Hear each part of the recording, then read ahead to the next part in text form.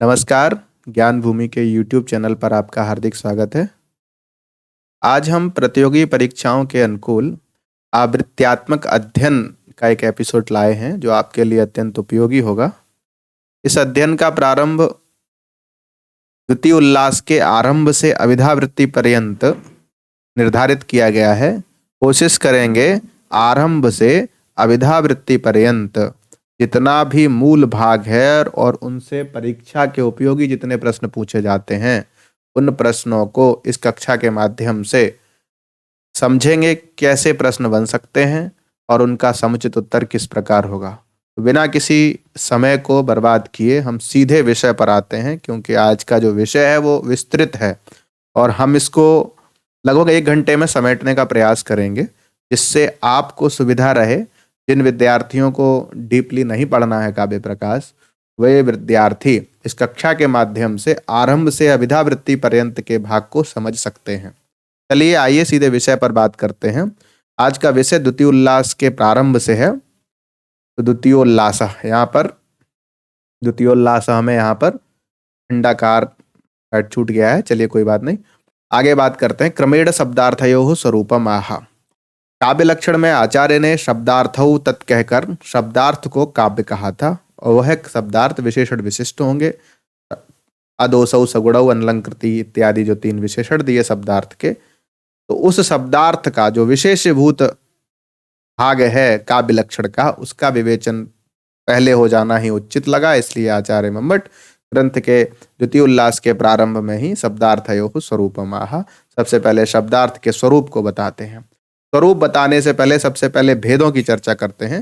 स्यादवाचको लाक्षणिका शब्दोत्तर व्यंजक स्थिता। यहाँ एक प्रश्न बनेगा, शब्द कितने प्रकार का होता है? मम्मट के अनुसार शब्द कितने प्रकार का होता है? उत्तर रहेगा वाचक, लाक्षणिक और व्यंजक।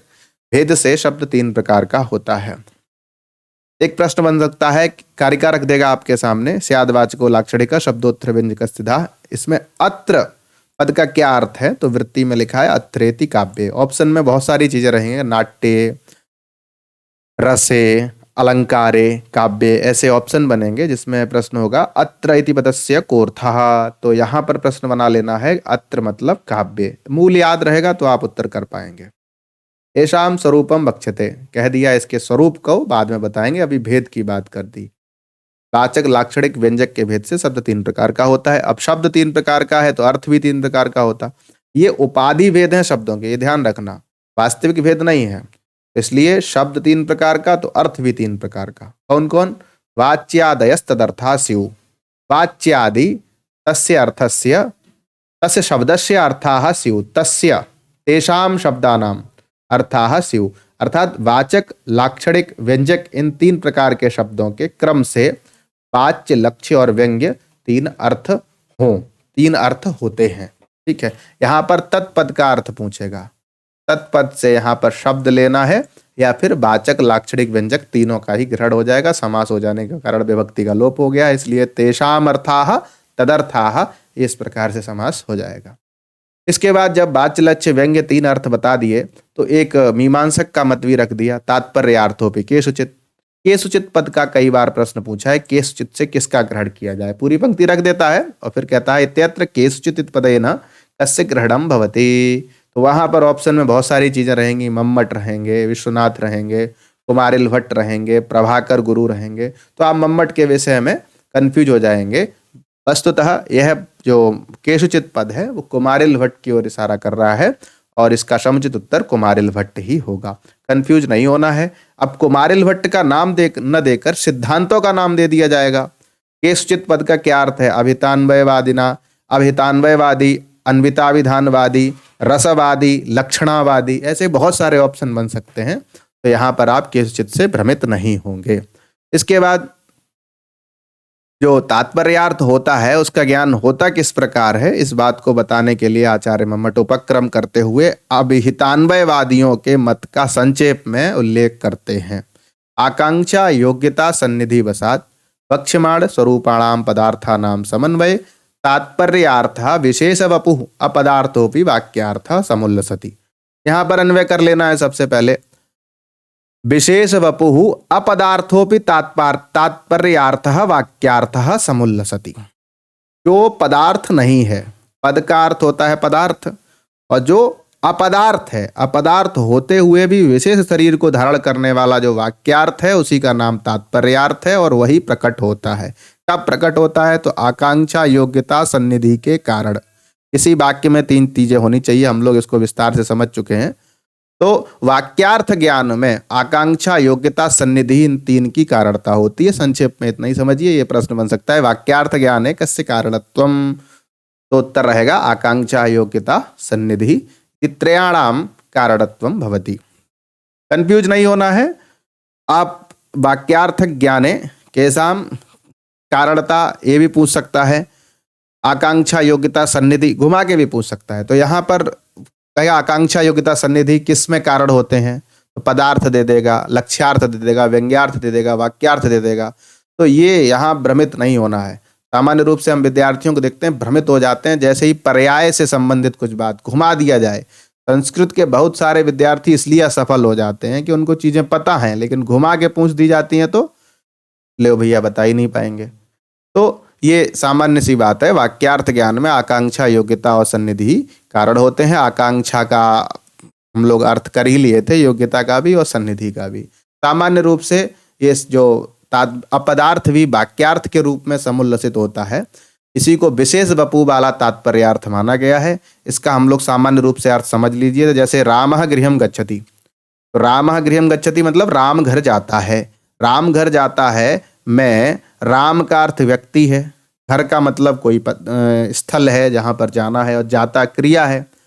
तो व्यक्ति, स्थल और क्रिया ये अलग अलग अर्थ होते हैं, लेकिन जब वाक्यार्थ बनता है तो तीनों अन्वित होकर एक अर्थ देते हैं, राम कर्तृक गृह कर्मक गमनानुकूल व्यापार। तो अनुकूल जो पद आया, ये अनुकूलत्व ही क्या है? अपदार्थ होते हुए भी विशेष वपु वाला तात्पर्यार्थ है।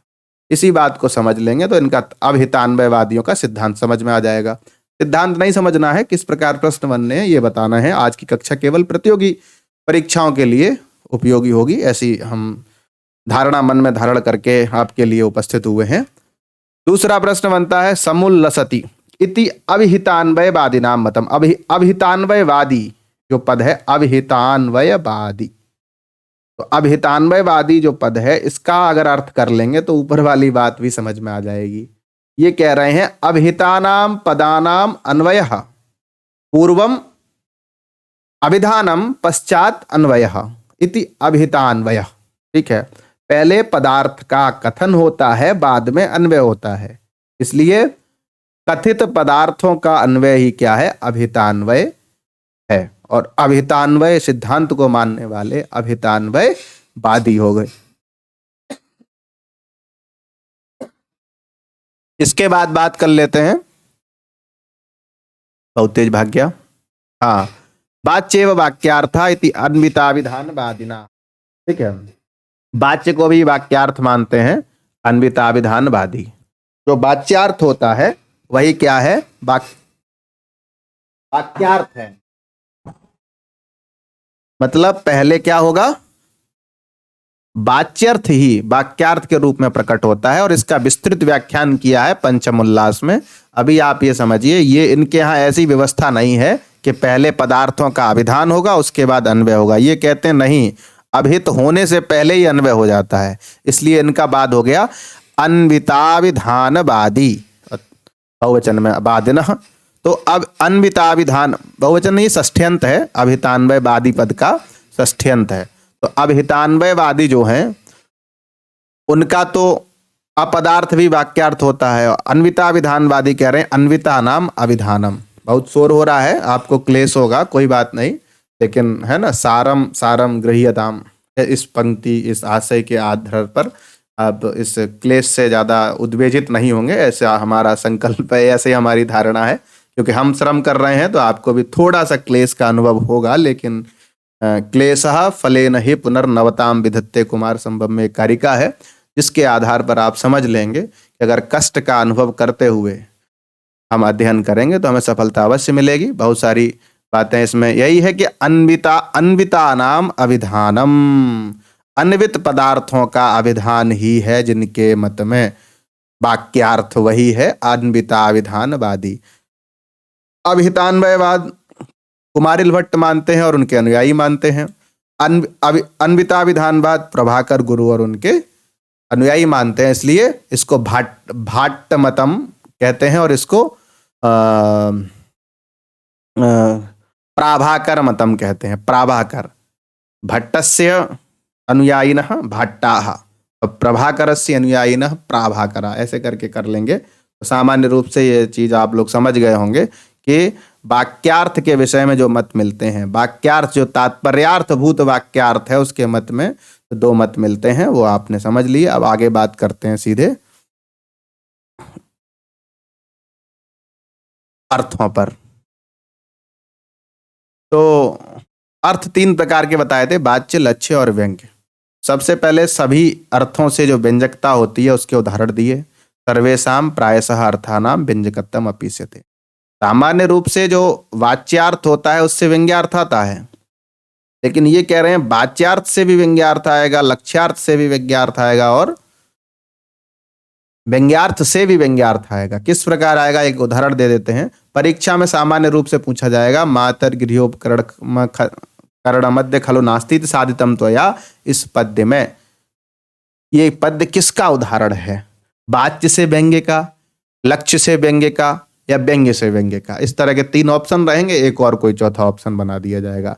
तो वाच्य से व्यंग्य की प्रतीति किस प्रकार होती है, ये उदाहरण है। इसका अर्थ हम आपको बता दिए थे कि कोई नायिका है, वो अपने नायक से, उपनायक से, उपपति से मिलना चाहती है और घर से निकलने का उसको बहाना चाहिए, क्योंकि सामान्य रूप से भारतीय परंपरा या सनातन परंपरा में ये नियम विरुद्ध है कि आप अपनी मर्जी से किसी उपनायक से या फिर किसी से मिलें। वैसे सामान्य रूप से भारतीय परंपरा क्या, ये इस भूमंडल पर ही ये नियम विरुद्ध है। अब जो लोग इस तरह का व्यवहार करते हैं अन्य देशों में उनकी बात अलग है, लेकिन सामान्य रूप से भारत में तो ये प्रतिबंधित है कि आप लोक मर्यादा के खिलाफ कोई भी काम नहीं कर सकते हैं।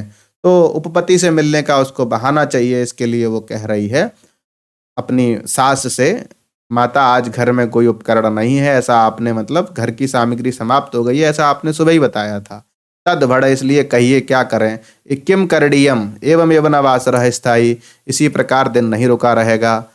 अब इस अर्थ से क्या होगा, अत्र स्वैर विहारार्थिनीति विच्यते। यहाँ पर उस नायिका का जो स्वेच्छाचार है, स्वेच्छा व्यभिचारत्व है, वो व्यंजित हो जाता है, क्योंकि वह नायिका कुलीन नायिका न होकर क्या है, व्यभिचारिणी नायिका है। और व्यभिचारिणी नायिका जब अपनी सास से इस प्रकार कहेगी कि आज घर में कोई सामग्री नहीं है, आपने ही कहा था, और कब कह रही है, जब शाम के 5 बज गए हैं।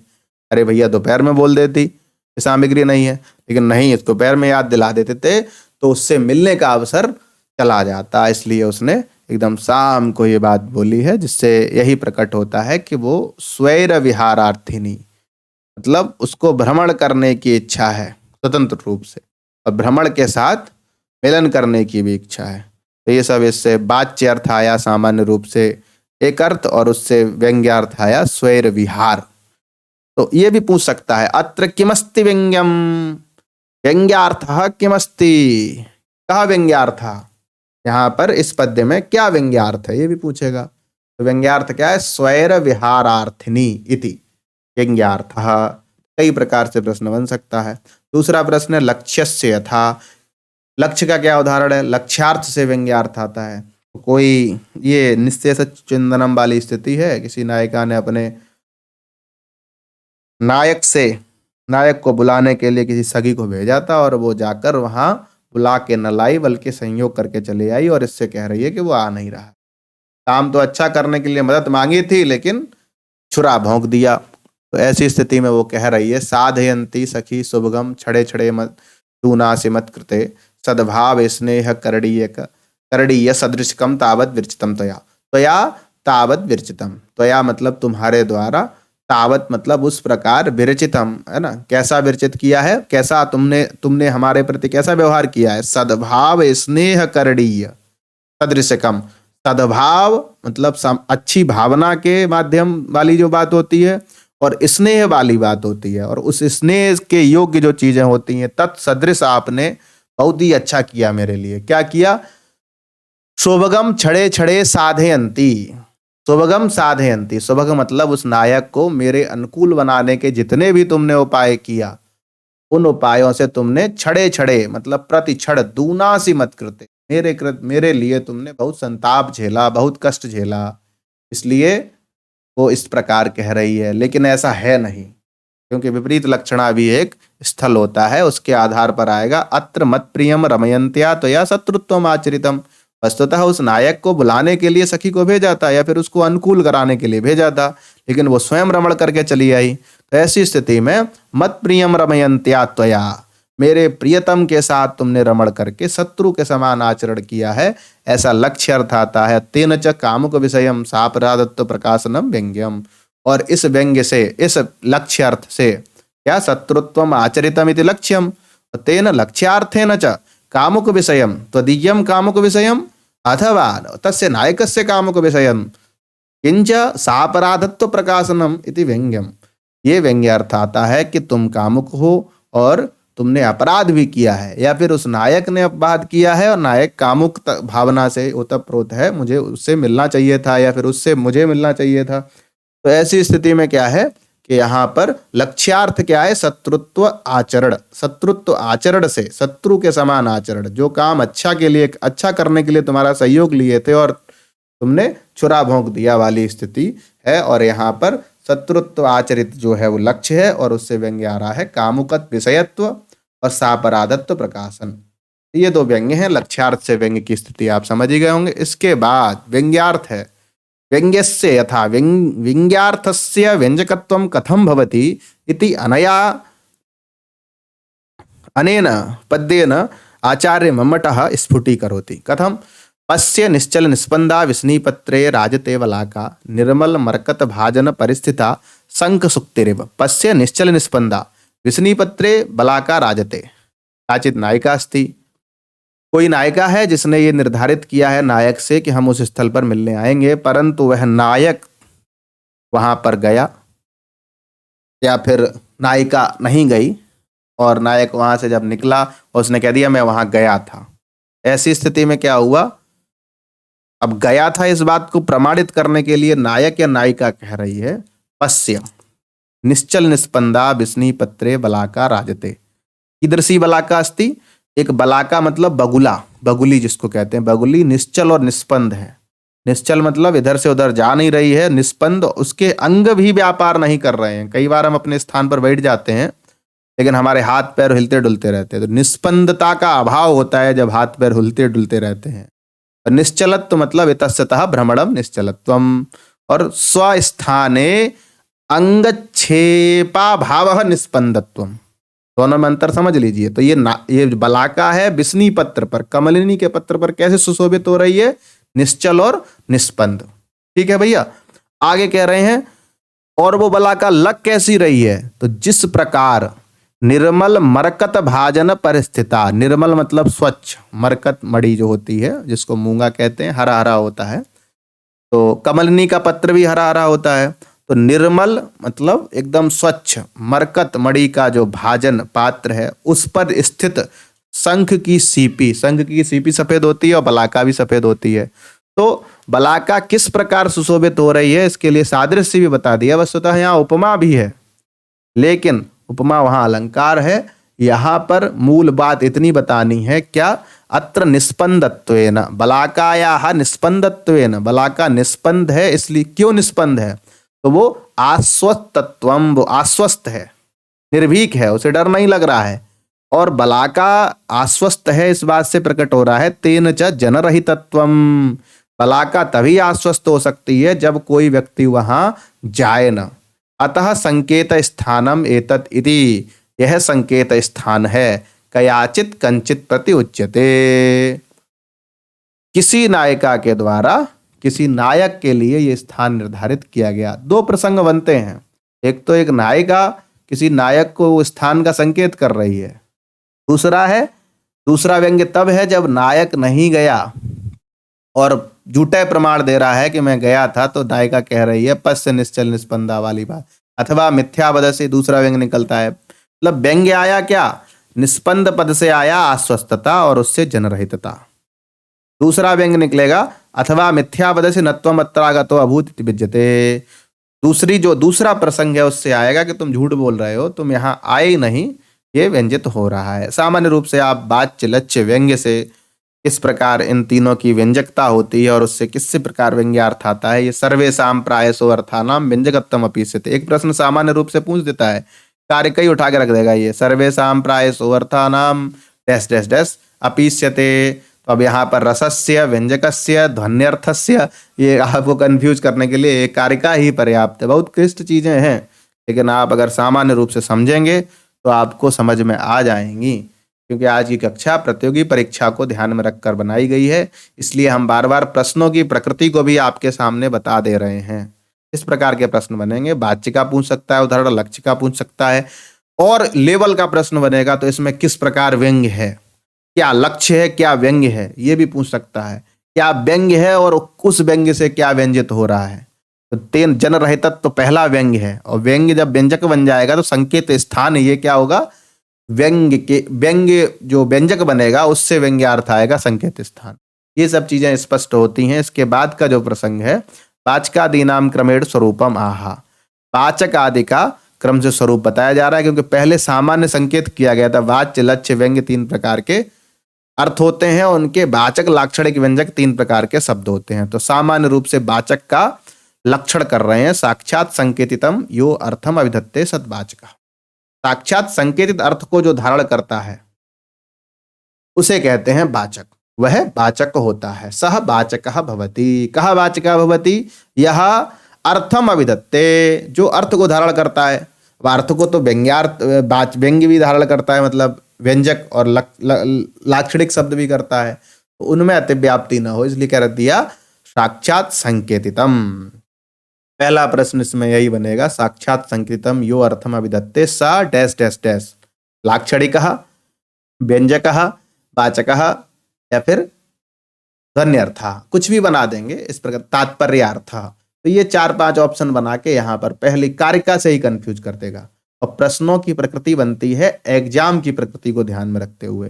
अगर आपका एग्जाम एंट्रेंस का है, टीजीटी पीजीटी का है, तो सामान्य प्रश्न ही बनते हैं। जब आप हायर एजुकेशन के पेपर देते हैं थोड़ा डीप प्रश्न पूछ देता है। वैसे जो उत्तर प्रदेश उच्चतर शिक्षा सेवा आयोग के प्रश्न तो बहुत ही सामान्य बनते हैं। जो उत्तर प्रदेश लोक सेवा आयोग द्वारा जो असिस्टेंट प्रोफेसर की भर्ती होती है उसमें कठिन प्रश्न।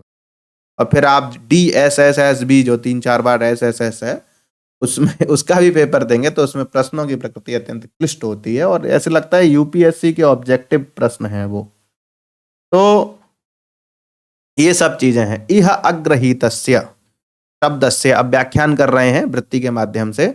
इह अग्रहीतस्य संकेतस्य शब्दस्य अर्थ प्रतीतेर अभावात्, अग्रहीत है संकेत जिन शब्दों का, उन शब्दों की अर्थ की प्रतीति का अभाव हो जाएगा, क्योंकि जब पता ही नहीं है कि 4 पैर वाली गाय होती है, गलकंबल, 4 पैर वाले बहुत सारी चीजें होती हैं, जैसे पता ही नहीं है, जिनका संकेतक ग्रहण किया ही नहीं गया है, इस वस्तु का क्या नाम दिया जाए। बहुत सारी रेसिपी भी बन जाती हैं, किसका नाम क्या दिया जाए। बहुत सारी वस्तुएं होती हैं जिनके नाम नहीं पता होते हैं हमें। गांव में ऐसी बहुत सारी वस्तुएं विद्यमान रहती हैं, जैसे खेत को लेबल करने के लिए बैल के पीछे बांधने वाला एक पटा होता है, उसको कुछ और बोलते हैं गांव की भाषा में। इसी तरह गांव में बहुत सारी इस बैल से उस बैल को जॉइंट करने के लिए एक लकड़ी का रखा जाता है, उसका भी कुछ जुआ नाम होता है। तो जब पता ही नहीं होगा तो अग्रहित संकेत हो जाएगा वो शब्द। अग्रहित शब्दस्य अर्थ प्रतीते अभावात्, अब जब शब्द का संकेतक ग्रहण नहीं हुआ है तो अर्थ प्रतीति का अभाव हो जाएगा, और अर्थ प्रतीति का अभाव हो जाने से संकेत सहाय एवं, संकेत की सहायता से ही शब्द अर्थ विशेष का प्रतिपादन करता है। यस्य, यस्य अर्थात यस्य शब्दस्य, यत्र अर्थात यस्मिन् स्थले अव्यवधानेन संकेतो गृह्यते, यस्य अर्थस्य यत्र अर्थात यस्मिन् स्थले अव्यवधानेन संकेतो गृह्यते, बिना किसी व्यवधान से संकेत का ग्रहण होता है, वह तस्य वाचकः, वह उस शब्द का वाचक होता है। तो ये चीज आप समझ लीजिए। सामान्य रूप से संकेत की बात है, थोड़ी क्लिष्ट है। संकेतक ग्रह के उपाय बताए गए हैं। शक्ति ग्रहम व्याकरणोपमान को साप्त वाक्यात व्यवहार वाक्य से शेषा वदंती सानिध्यतः सिद्ध वदश्च वृद्धा। आज की कक्षा थोड़ी स्पीड में पढ़ा रहे हैं क्योंकि विषय बहुत सारा समेटना है। तो वो जो संकेतक ग्रह हैं उनके माध्यम से संकेत का ग्रहण किया जाता है, और उसके बाद किसी शब्द का क्या अर्थ है ये निर्धारित किया जाता है। वो बता दिए थे, संकेतक ग्रह, शक्तिग्रहम, व्याकरण, उपमान, कोश, आप्त और व्यवहार। वाक्य का शेष भाग विवृति से, सानिध्यता किसी शब्द की निकटता से, और किसी सिद्ध व्यक्ति के बोलने से, आप्त वाक्य। तो ये सब संकेतक ग्रह हैं, इनको आप जो विस्तृत व्याख्यान है उससे समझ लीजिए। अब बात करते हैं ये संकेतक ग्रह माना कहाँ जाए, जाति में या जात्यादि में। दो पक्ष मिलते हैं, व्याकरण वाले कहते हैं जात्यादि में माना जाए, मीमांसक कहते हैं जाति में माना जाए। तो सबसे पहले इसी कार्य का, इसी स्थल को समझने के लिए, मतलब संकेतक ग्रह कर लिया हमने निर्धारित कर दिया, इदम वस्तु अमुम अर्थम द्योतयति। कोई वस्तु है या फिर गौ पद है, गौ आकृति है, गौ आकृति से हमारे मस्तिष्क में जब गाय का चित्र बन जाता है वही संकेतक ग्रह होता है। अब लेकिन वो क्या, कहाँ किया जाए, जाति में किया जाए या जात्यादि में किया जाए। जाति और जात्यादि क्या होते हैं, जाति होती है वो वाली जाति नहीं, ब्राह्मण क्षत्रिय वैश्य शूद्र जिस पे आजकल विवाद चल रहा है। जाति की बात कर रहे हैं यहाँ पर हम, जो उसमें धर्म विद्यमान होता है। देखिए हमारा काव्य शास्त्र भी कहता है जो धर्म जिसमें विद्यमान है वह उसकी जाति होती है। क्यों फालतू में आप जन्म से जाति का निर्धारण कर रहे हैं। खैर हालांकि ये तो विवादित विषय है। यहाँ अध्ययन में दो चीजों पर बात नहीं होनी चाहिए, एक राजनीतिक एक धार्मिक। मुझे लगता है धार्मिक बात धार्मिक कक्षा में होनी चाहिए और राजनीतिक बात राजनीतिक कक्षा में होनी चाहिए। यहाँ पर हम जाति समझेंगे। जाति का मतलब क्या है, जो किसी में नित्य संबंध से रहता है, जैसे गाय में रहने वाला गोत्र, ठीक है। और भी बहुत सारी चीजें होती हैं, जैसे व्यक्ति में रहने वाला व्यक्तित्व, ये सब क्या होती हैं, जाति। और जात्यादि क्या होते हैं वो बताएंगे आज। अब आगे बात कर रहे हैं, इसी कारिका को समझने के लिए वृत्ति लिख रहे हैं। यद्यपि अर्थ क्रिया कारितया प्रवृत्ति निवृत्ति हो गया वृत्तिरेव। अर्थ क्रिया की कारिता किसमें होती है, व्यक्ति में। और प्रवृत्ति और निवृत्ति भी का भी मतलब समर्थ व्यक्ति कौन होता है, व्यक्ति ही होता है। प्रवृत्ति निवृत्ति व्यवहार जिसमें विद्यमान होते हैं वो व्यक्ति ही होता है। और अर्थ क्रिया की कारिता को धारण करने वाला भी व्यक्ति होता है। लेकिन व्यक्ति में अगर संकेतक ग्रह मान लेंगे, तथापि आनंत्याद व्यभिचाराच, आनंत्य और व्यभिचार दोष हो जाएगा। तो यहाँ एक ही प्रश्न बनेगा, अगर व्यक्ते है संकेतक ग्रह स्वीकृते सती कहा दोषा भवति, असंभवा, अतिव्याप्ति इत्यादि ऑप्शन रहेंगे। आनंत्याद व्यभिचाराच ये जो ऑप्शन रहेगा ये इसका सही उत्तर। तत्र संकेतः कर्तुम न युज्यते, व्यक्ति में संकेतक ग्रह मानने पर आनंत्य और व्यभिचार दोष हो जाएगा, इसलिए वहां संकेतक ग्रह नहीं कर सकते। इसलिए इति गौ शुक्ल चलोडित्था, गौ कैसी गौ, सफेद चल रही है जिसका नाम डित्थ है। इत्यादि नाम विषय विभागो न प्राप्नोति, अगर हम व्यक्ति में संकेतक ग्रह कर लेंगे तो विषय विभाग भी नहीं प्राप्त होगा। गाय का गोत्र नहीं ज्ञान होगा, किस रंग की है ये नहीं पता चलेगा, क्रिया क्या कर रही है और नाम उसका क्या है ये नहीं पता चल सकता। इसलिए न प्राप्नोति तस्मात् कारणात् उपाधौ एव संकेतः, व्यक्ति की उपाधियां जो हैं, क्या है उपाधियां वो आगे बताएंगे, उन उपाधियों में संकेतक ग्रह किया जाए। तो सामान्य रूप से पूछेगा मम्मट संकेतक ग्रह कहाँ मानते हैं, व्यक्ति में, जाति में, उपाधि में या फिर तद भिन्न भिन्नत्व में। तो उपाधि में संकेतक ग्रह मानते हैं, ये उत्तर सही होगा। उपाधि कितने प्रकार की होती है प्रश्न कर सकता है, दो प्रकार की। तो सामान्य डेटा जैसा प्रश्न हो गया। कौन कौन, तो वस्तु धर्म और वक्तृ यदिच्छा सन्निवेशित। वस्तु का जो धर्म है जो हम बता दिए जिसको सब में विद्यमान होता है, और वक्तृ यदिच्छा सन्निवेशित मतलब किसी वक्ता की इच्छा हुई, किसी का नाम चिंटू रख दें तो चिंटू रख दिया, उसमें कोई रॉकेट साइंस थोड़ी है। मन कर गया टीपू नाम रख दिया, जैसे टीपू सुल्तान, तो इन नामों का कोई विशेष अर्थ थोड़ी है, उनके पिताजी की इच्छा हुई और रख दिया। अब भाई वस्तु धर्म भी दो प्रकार का होता है, वस्तु धर्मोपि द्विविधा, सिद्ध साध्यश्च, सिद्ध और साध्य के भेद से वस्तु धर्म भी दो प्रकार का होता है। सिद्धोपि द्विविधा, सिद्ध भी दो प्रकार का होता है। पदार्थ से प्राणप्रदो विशेषाधान हेतुश्च, सिद्ध साध्य क्या होता है ये बताएंगे। सबसे पहले सिद्ध समझ लो कि दो प्रकार का होता है, पदार्थ का प्राण प्रद धर्म, पदार्थ में रहने वाला कोई ऐसा धर्म जो प्राणभूत तत्व है, और विशेषाधान हेतु।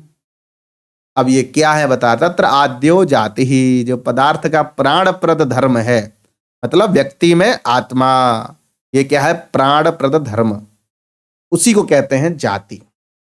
आद्यो जाति ही उक्तम ही वाक्यपदीय, तो जैसा कि वाक्यपदीयम में कहा भी गया है।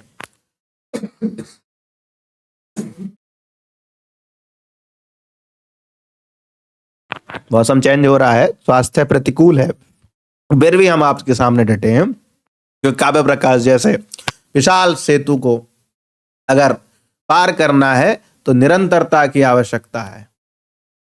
मैं काफी दिनों से अस्वस्थ अनुभव कर रहा हूं, लेकिन फिर भी एक दिन छोड़ के आपके लिए कक्षा उपलब्ध करा ही दे रहा हूं।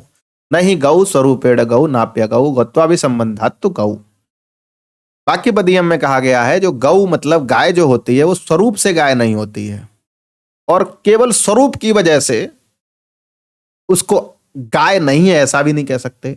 उसमें जो धर्म है गोत्व, और उस गोत्व धर्म के अभिसंबंध से, उसके कनेक्शन से ही उसको गाय कहा जाता है। इसलिए जाति का यही स्वरूप है कि जो गोत्व धर्म है, जो पदार्थ का प्राणप्रद धर्म है। आकृति से कोई गाय गाय नहीं हो सकती, क्योंकि आकृति तो पुस्तक में भी बनी होती है, तो उसको गाय नहीं कह सकते ना। हाँ, गाय का चित्र है ये कह सकते हैं। द्वितीयो गुणः, दूसरा क्या है, गुण होता है। क्या, विशेषाधान हेतु। वो गुण कैसा होता है तो बता रहे, शुक्लादिना ही लब्ध सत्ताकम वस्तु विशिष्यते, जैसे शुक्ल, कृष्ण, नील, हरित इत्यादि के नामों से जानने वाला प्राप्त सत्ता वाला वस्तु को विशिष्यते अर्थात भेदित करता है। शुक्ल को अन्य वर्णों से, सफेद, काला, हरा, नीला, पीला से अलग कर देगा, हरा अन्य कलर से अलग कर देगा। मतलब शुक्ल आदि के रूप में द्वितीय गुण जो होता है, गुण को ही कलर कह सकते हैं, और वो क्या करता है, भेदित करता है। नीली गाय, काली गाय, पीली गाय। नीली गाय क्या करेगी, काली और पीली गाय से भेद कर देगा। ठीक है, तो इस प्रकार से, वैसे गाय नीली नहीं होती है, लेकिन आप समझते रहिए, क्योंकि यहाँ पर हमें चीजें समझनी है, न कि सटीक उदाहरण। वैसे कोशिश यही करता हूं कि सटीक उदाहरण रहे, फिर भी। और दूसरा बताया था उन्होंने साध्य। साध्य क्या होता है, पूर्वा परिभूत अवयव क्रिया रूप। क्रिया साध्य होती है सामान्य से, जैसे ओदनम पचति, तो ओदन मतलब होता है चावल को, पचति मतलब पकाता है। तो पकाने की क्रिया में पूर्व और अपर वाला भाव रहता है। तो सबसे पहले क्या होगा, नख विदलन होगा, जो धान्य होगा उसका, मतलब नाखूनों से उसका छिलका छुटाएंगे, फिर उसको कूटेंगे, साफ करेंगे। तो ये एक साध्य क्रिया है। ओदन जब बन जाएंगे तो उसको सिद्ध कहेंगे, और उससे पहले का जो व्यापार है उसको साध्य कहेंगे। मतलब शुरू से लेकर अंत तक की क्रिया जो है, जैसे हमारा साध्य क्या है, अधिक से अधिक विद्यार्थियों को काव्य प्रकाश समझ में आ जाए। तो जो उपक्रम चल रहा है, चाहे वो टेक्नोलॉजी के माध्यम से हो, या फिर ज्ञान परंपरा से, या फिर विषय की सरलता को लेकर हो, ये साध्य चल रहा है, क्रिया रूप है, ये निरंतर क्रिया चल रही है। और सिद्ध क्या होगा, आप लोगों को काव्य प्रकाश का अवगमन, और काव्य प्रकाश के अवगमन से केवल काम नहीं चलेगा। आजकल युग अर्थ प्रधान है, इसलिए एक सम्मानित वृत्ति मिल जाए, नौकरी मिल जाए, आपको कोई जॉब मिल जाए, जिससे आप एक अपनी सम्मानित आजीविका का निर्वहन कर सकें, यही इस कक्षा का उद्देश्य है। और ये साक्षात उद्देश्य नहीं है। जब काव्य प्रकाश आएगा तभी आप साहित्य के प्रश्न कर, और काव्य प्रकाश समझ लेंगे तो साहित्य, दर्पण, ध्वन्यालोक, अन्य ग्रंथ भी समझ में आ जाएंगे, और किस प्रकार किस ग्रंथ में काव्य शास्त्रीय तत्व किस अवस्था में पड़ा रहता है उसका ज्ञान भी आपको हो जाएगा। तो ये आप समझ लिए, उपाधि दो प्रकार की होती है, वसुधर्म, वक्तृ, सन्निवेशित। वसुधर्म भी दो प्रकार का होता है, सिद्ध और साध्य। सिद्ध भी दो प्रकार का होता है, पदार्थ का प्राणप्रद धर्म और विशेषाधान हेतु। और जो पदार्थ का प्राणप्रद धर्म होता है उसी को कहते हैं जाति। जैसे वाक्यपदीय में एक उदाहरण दे दिया है, तो उक्तम ही वाक्यपदीय, जब नहीं गौ स्वरूपेण गौ नाप्य गौ गोत्वावे संबंधात गौ, इस कारिका का ये पूछ सकता है ये कहाँ कही गई है, तो मम्मट के काव्य प्रकाश में कही गई है, तो बात ठीक है। लेकिन अगर ये ऑप्शन में नहीं होगा तो वाक्यपदीयम मार के आना है, ताकि प्रश्न गलत न हो पाए। गुण को ही क्या कहते हैं, विशेषाधान हेतु। विशेषाधान हेतु का अपर पर्याय है गुण। पदार्थ का प्राणप्रद धर्म जो होता है वो क्या होता है? जाति। तो ये जो पर्याय शब्द हैं इनमें कंफ्यूज नहीं होना है, नहीं तभी तो प्रश्न गलत होता है। हम अध्ययन तो करते हैं लेकिन अध्ययन की शैली का ध्यान नहीं रखते हैं। पढ़ते जाते हैं, हिंदी पढ़ रहे हैं और उससे समझ में ही नहीं आ रहा है, लग रहा है बहुत पढ़ लिए, लेकिन प्रश्न जब कोई सेट करता है, पेपर सेट करता है तो आपकी बुद्धि के साथ खेलता है, तभी आप वहां पर स्खलित हो जाएंगे और आपको आता हुआ भी प्रश्न। एक बार हमारे मित्र गए पेपर देने और पेपर देके ज्यों ही बाहर निकले बोले हमारा 125 में से 120 सही है। यूपी टीजीटी की बात है शायद। ऐसा लगता भी है कि हम सही करके आए हैं, जब हम ऊपर ऊपर का पढ़ेंगे ऐसा ही लगेगा। और जब वो बाहर आए तो 120 बताए, लेकिन जब अंत में जब आंसर की आ गई मिलाए तो 100 के भी नीचे आ गए। तो ये स्थिति हम देखते हैं, तो ऐसी स्थिति न बने इसलिए आप लोग थोड़ा बेस लेवल का अध्ययन करें और चीजें समझ में आए। इसके बाद कह रहे हैं डित्थादि शब्दानाम अंत्य बुद्धि निर्ग्राह्यम संघृत क्रम स्वरूपम वक्त्रादिच्छया डित्थादिषु अर्थेषु उपादित्वेन सन्निवेशते इति सोयम संज्ञा रूपो यदृच्छात्मकः। अब वस्तु धर्म हो गया था और वक्त दृच्छा सन्निवेशित बात रह गई थी। जो आप देख लीजिए ना ऊपर ये वाला रह गया था, इसका व्याख्यान कहाँ हुआ था? वस्तु धर्म के भेद हो गए थे, सिद्ध साध्य के भेद हो गए, तो वस्तु धर्म का बात जो वक्ति यदिच्छा सन्निवेशित वाली बात कही गई थी उसका स्वरूप क्या है ये बता रहे हैं।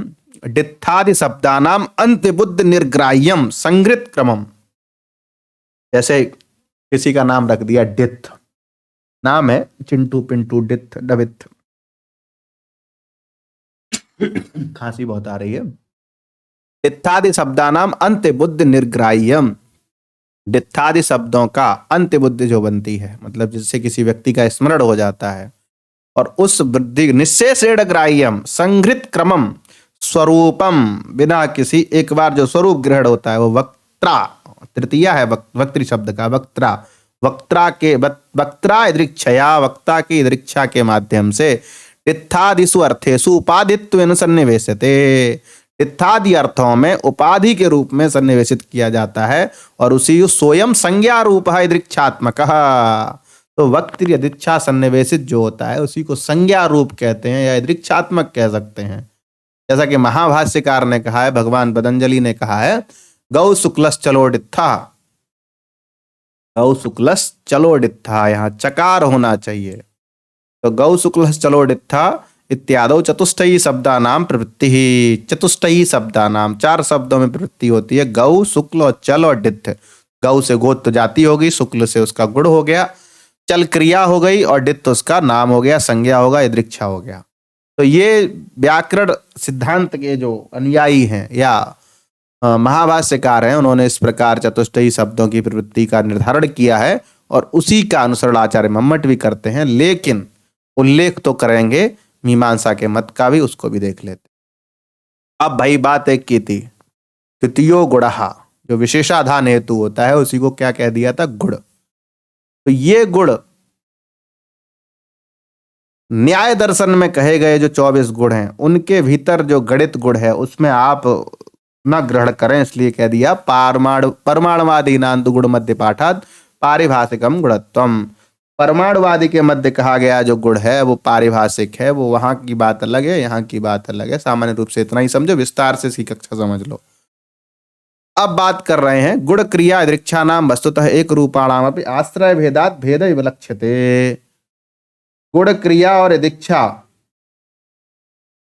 गुण क्रिया दृक्षा ये वस्तुतः तीनों अलग अलग चीजें हैं, लेकिन एक रूपाणाम अपि, एक रूप वाली हैं, किसी एक गाय का ही बोध करा रही हैं, लेकिन आश्रय के भेद से भेद जैसी लगती हैं। तो गुण किस में रहता है? विशेषाधान हेतु में रहता है। क्रिया क्या है? साध्य है। यदृच्छा क्या है? वक्त यदृच्छा सन्निवेशित है तो एक रूप वाली, लेकिन आश्रय के भेद से भेद जैसी लगती हैं। जैसे कैसे? यथा एक से मुख से खड्ग मुकुर तैलाद्या लमन भेदत। वस्तुतः ये प्रश्न नहीं पूछेगा और इस तरह का प्रश्न बन ही नहीं सकता है।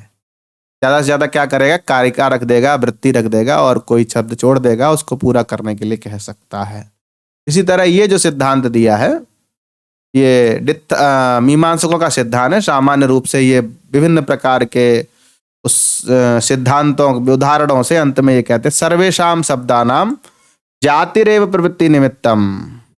सर्वेषाम शब्दानाम, जैसे उन्होंने 4 बताया ना, जात्यादि, ये मीमांसकों का मत है, कहते हैं प्रवृत्ति निमित्त क्या होता है, सभी शब्दों का जाति ही होता है। इति अन्य, अर्थात अन्य पद से, यहां पर पूछ सकता है अन्य से किसका संकेत किया गया है, तो मीमांसकों का। उसके बाद तद्वान अहो अपोह, तद्वान पद से नैयायिकों का मत है और अपोह शब्द बौद्ध का मत है। तो इसमें भी तद्वान और अपोह, तद्वान से यहाँ पर न्याय वैशेषिक समझ लीजिए और अपोह से बौद्धों का मत समझ लीजिए। वा शब्दार्थ कैश्चित उक्तः, ये तद्वान किसी ने कह दिया, किसी ने अपोह कह दिया, इसलिए बहुत सारे मत मिलते हैं प्रवृत्ति निमित्त के विषय में।